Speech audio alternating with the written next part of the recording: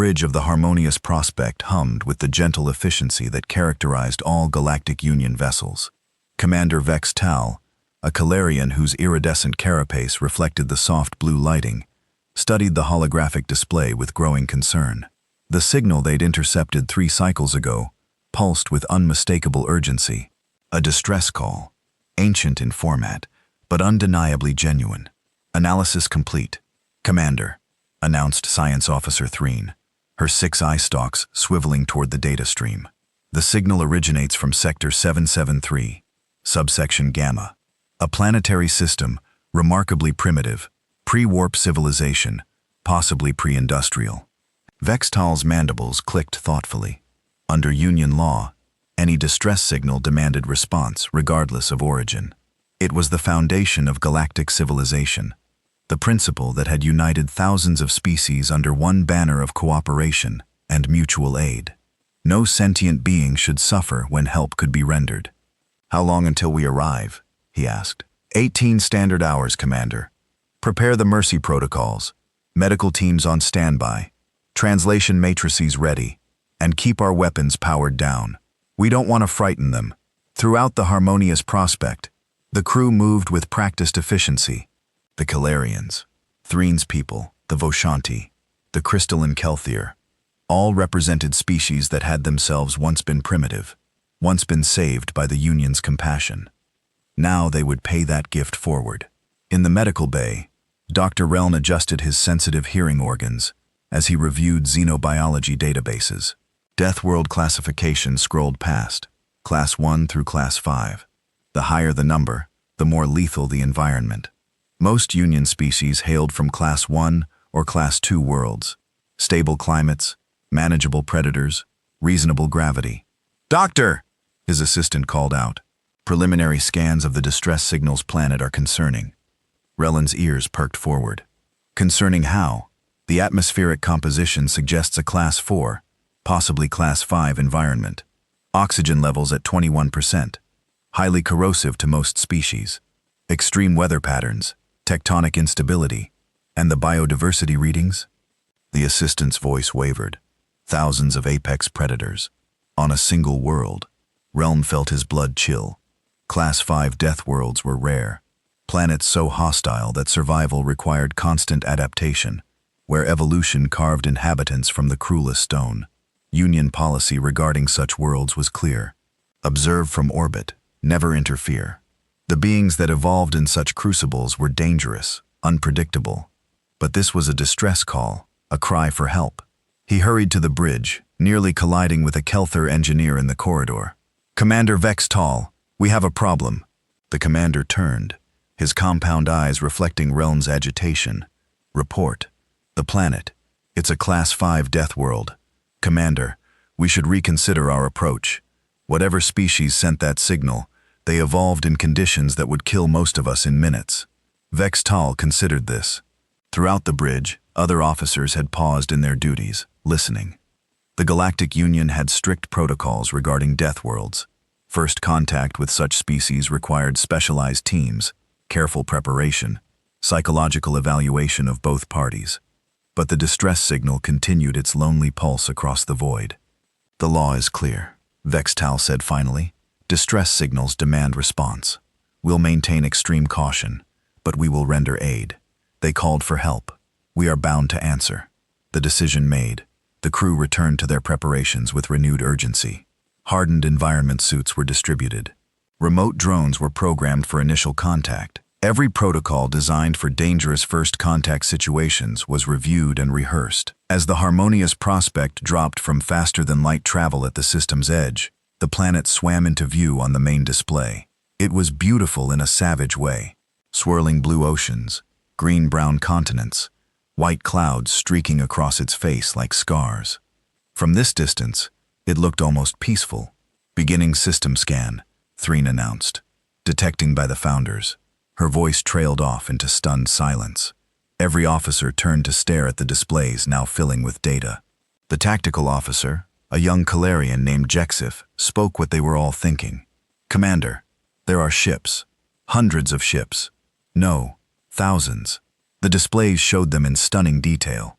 orbital platforms bristling with weapons, defensive satellites in synchronized formations, and ships, vessels that dwarf the harmonious prospect. Their designs aggressive, purposeful, built not for exploration, but for war. Their powering weapons, the tactical officer reported, his voice cracking. Multiple target locks on our position. No, no, no, Dr. Relm whispered. This can't be right. The signal was ancient. They should be primitive. But the evidence blazed across every screen. This was no primitive civilization crying out for salvation. This was a species that had clawed its way up from that hellish world and claimed the stars themselves. This was a species that had survived a Class 5 death world and emerged stronger for it. Incoming transmission, the communications officer announced. Audio and visual. It's Commander. They're speaking a language not in our database, but their translation algorithm is more advanced than ours. On screen, Vex Tal ordered, his voice steady despite the fear pulsing through his system. The display shifted, showing a being that made every officer recoil. Bipedal, forward-facing eyes, predator's eyes, hair the color of shadow, and an expression that spoke of intelligence, danger, and something else, recognition. When the creature spoke, its words were translated instantly into flawless Union standard. This is Admiral Chen of the United Terran Defense Fleet. You have entered human sovereign space. Identify yourselves immediately and explain why you've responded to a 70-year-old research beacon. The bridge fell silent. 70 years. Their urgent mercy mission, their noble response to a distress call, had been aimed at a decades-old research signal, and the species that had sent it had not remained helpless. Humanity, it seemed, had answered their own call for help. Commander, Vex Tal had participated in 43 first contact scenarios during his career with the Galactic Union. He'd met species that communicated through bioluminescence, civilizations that existed as collective consciousness, and beings whose biology defied every principle of known science. But never, not once, had he felt the primal spike of fear that now coursed through his system as he stared at Admiral Chen's face. Those eyes, predator's eyes, set forward for tracking prey with binocular precision, and behind them, an intelligence that assessed, calculated, and prepared for violence with the efficiency of a species born in fire. I am Commander Vex Tal, of the Galactic Union vessel Harmonious Prospect, he managed, fighting to keep his mandibles from chattering. We intercepted what we believed to be a distress signal. We came to render aid. Admiral Chen's expression shifted. Was that amusement? Her lips curved in what the preliminary xenobiology analysis identified as a smile, though whether it signaled friendliness or aggression remained unclear. A 70-year-old probe signal, and you came running. She leaned back in her chair, a gesture the translation software tagged as relaxation, although her eyes never stopped their predatory assessment. Tell me, Commander, how many weapons does your ship carry? The question caught Vex Tal off guard. We are a civilian research and aid vessel. We carry only defensive armaments, as per Union Regulation 4. 24 plasma projectors. Class 3. Chen interrupted, reading from a display he couldn't see. 8 missile tubes. Conventional warheads. Shield generators rated for sustained bombardment of approximately 40 minutes. And 1 experimental graviton beam that you've kept powered down since entering our system. She paused. Did I miss anything? Science Officer Threen's eye stalks had gone rigid with shock. How did you? Our stealth protocols are adorable, Chen finished. Commander Vex Tal, let me be very clear. We've been tracking your approach since you entered the outer rim of this system. We've mapped your ship's architecture, identified your crew composition, and analyzed your propulsion signature. We know you're not a threat. Another smile, and this time there was warmth in it.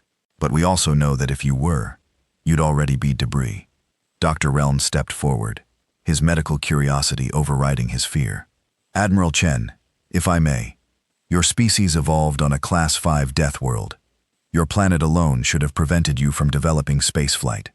The resource wars, the environmental catastrophes, the sheer lethality of your ecosystem.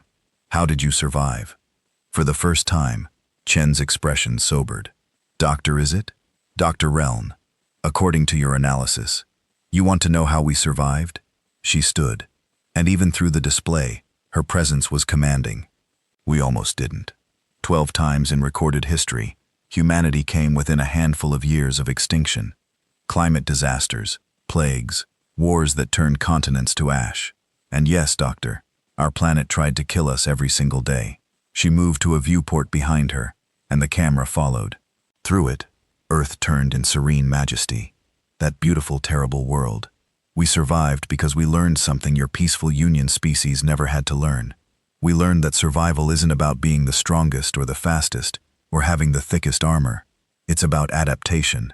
It's about looking at a problem that should kill you, and finding a way, any way, to turn it into an advantage. When the megafauna hunted us, we invented weapons. When disease threatened to wipe us out, we invented medicine. When our wars nearly destroyed us, we invented diplomacy. Though I'll admit that one took us longer to figure out. Her laugh was short, sharp, and when we finally looked up at the stars and wondered if we were alone, we built ships. Not because it was easy, because it was necessary. Commander Vexthal found himself leaning forward, captivated despite his fear. The Union has existed for 12,000 standard years, Admiral. We've brought peace to 4,000 worlds. In all that time, we've never encountered a species quite like yours. That's because you've been lucky, Chen replied. Or perhaps you've been careful. How many Class 5 death worlds has the Union made contact with? Threen checked her database. 7. Well, 8 now, including Earth. And the other 7? What happened to them? The silence that followed was damning. Finally, Vexthal answered. 6 remained pre-contact primitives. We observe but do not interfere. 1 achieved spaceflight, and the Union Council decided that quarantine was the safest option for all parties. Quarantine? Chen's voice went flat. You locked them away. Decided they were too dangerous to join your peaceful federation. Admiral, you must understand, feel. Oh, I understand perfectly, Commander. Chen returned to her seat, her posture rigid. You saw a distress signal from a death world and came running. Because your laws demanded it. Noble, compassionate, exactly what a civilization should do. Her eyes locked onto Vexthal's. But now that you've seen what we are, now that you know we're not helpless primitives, waiting to be saved, you're wondering if you should call for that quarantine fleet. Wondering if humanity is too dangerous to be allowed into your union. The accusation hung in the air. Vexthal wanted to deny it, but he felt the fear pulsing through his crew. Saw the way Jexith's hand hovered near the emergency beacon that would summon the Union defense fleet. I'm not going to lie to you, Admiral, Vexthal said finally. Yes, there will be those in the Union who fear humanity, who will see your weapons, your warships, your predatory evolution, and want to keep you contained. He straightened, a gesture of respect that translated across species. But there will also be those who see what I see, a species that fought for survival and won, a species that could have destroyed us the moment we entered your system, but chose conversation instead. Admiral Chen studied him for a long moment. Then she smiled, and this time it reached her eyes. Commander Vexthal, would you and your crew like to come aboard? I think it's time we had a proper conversation about what humanity can offer your union, and what your union can offer us. In the background, Earth continued its eternal rotation, a blue marble that had forged its children in crucibles of fire and ice, teaching them that the only way to survive was to never, ever give up. The Mercy mission had found no victims to save. Instead, it had found equals. The transport shuttle that carried Commander Vexthal and his delegation to the human flagship was unlike anything in the Union's database. Sleek, efficient, and equipped with technology that shouldn't exist. Not for a species that had only achieved faster-than-light travel 40 years ago. They've compressed a millennium of technological development into 4 decades. Science Officer Threen whispered, her eye stalks tracking the exotic energy signatures around them. Commander, this violates everything we know about technological progression curves. Dr. Realm, despite his continued unease, couldn't suppress his scientific curiosity. It's the death world factor. They had to innovate or die. For them, advancement isn't leisurely, it's existential. The shuttle docked with a precision that spoke of military discipline. As the airlock cycled, Vexthal steeled himself. The atmosphere readings showed Earth's standard environment, high oxygen, nitrogen balance, temperature ranges that would be uncomfortable but survivable for most of his crew. For humans, it was home. Admiral Chen met them personally, flanked by 2 officers whose casual alertness reminded Vexthal of apex predators at rest. Relaxed, but capable of explosive action, she extended her hand, palm open. A human gesture the translation software identified as non-threatening. "Welcome aboard the indomitable, Commander. I promise we don't bite." Her smile suggested humor, though her teeth, flat in front, pointed at the corners, told an evolutionary story of omnivorous adaptability. The tour that followed shattered every assumption Vexthal had held about primitive Deathworld species. The ship's medical bay housed technology that could regenerate tissue, cure diseases, and repair genetic damage. Achievements the Union had taken millennia to perfect. The engineering sections hummed with power cores that bent the laws of physics in ways that made Threen's eye stalks quiver with excitement and horror in equal measure. But it was the memorial wall that stopped Vexthal. Cold names, thousands upon thousands of names, etched into black stone that seemed to absorb light. Human names, yes, but also others. Designations in scripts he recognized from Union species. Quilarian, Boshanti, even Kelthier crystalline notation. "We've met your Union before," Chen said quietly, watching his reaction. "Small expeditions, scout ships, research vessels that stumbled into our space over the past 20 years. She traced a finger along one section of names. "These were the ones who didn't run screaming when they saw us. The ones who stayed long enough to learn that Deathworlders aren't monsters, just survivors. They never reported contact," Vexthal said, his voice hollow. "No, because we asked them not to." Admiral Chen turned to face him fully. "We needed time, Commander. Time to prepare. Time to prove to ourselves that we could control the violence bred into us by that beautiful hell of a planet. Time to decide who we wanted to be when we finally stepped onto the galactic stage." She gestured to a viewport where Earth hung in space, and around it, the vast orbital infrastructure of human civilization. "Do you know what the hardest thing about being a Deathworlder is, Commander? It's not the survival instinct. It's not the aggression or the territorial impulses, or the fact that our first response to threats is usually violence." She paused, and for a moment, Vexthal saw something profound in her eyes, something that looked like pain, or perhaps wisdom earned through terrible cost. "The hardest thing is choosing to be better than our programming. Every day, humanity fights a war you peaceful species never had to fight, a war against our own nature. And every day, we win, not because we're saints, because we're stubborn." Dr. Relm stepped forward, his medical training overcoming his hesitation. "Admiral, with respect, your species has been space-capable for barely 4 decades. You've had 17 major conflicts in that time. We've monitored your transmissions. How can you claim you've mastered your violent nature when you're still fighting each other?" Chen's laugh was bitter. 17 conflicts in 40 years. "Doctor, before we achieved spaceflight, we had 17 conflicts every year.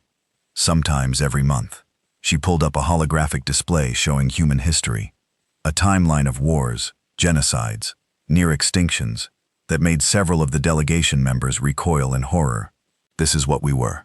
This is the price of being forged on a death world. But look," she expanded the timeline to show the space age. "The conflicts are shorter, less deadly, more often resolved through negotiation. We're learning, Doctor. Slowly, painfully, but we're learning." "And if the Union refuses to believe you?" Vexthal asked. "If they vote for quarantine?" For the first time, Admiral Chen's expression hardened. "Then they'll have to enforce it. And Commander, I promise you, we've run those simulations. The Union would win eventually. Your technology is mature. Your force is vast. Your experience in warfare spans millennia." She leaned forward. "But we'd make you pay for every light year. Because that's what Deathworlders do. We make our enemies pay." The threat hung in the air, cold and undeniable. Then Chen's expression softened, and she straightened. "But I'd rather not fight. I'd rather show your Union what humanity can offer. Our medical technology. We've conquered diseases you've struggled with for centuries. Our agricultural methods. We can turn wastelands into gardens because we learned on a world where every meter of arable land was precious. Our military technology. Yes, we excel at warfare, but imagine that expertise protecting Union space from external threats. She gestured to the memorial wall again. These individuals, your people, saw what we could be. They believed in us enough to become ambassadors. Unofficial, yes, but ambassadors nonetheless. They taught us your customs, your laws, your dreams of a peaceful galaxy.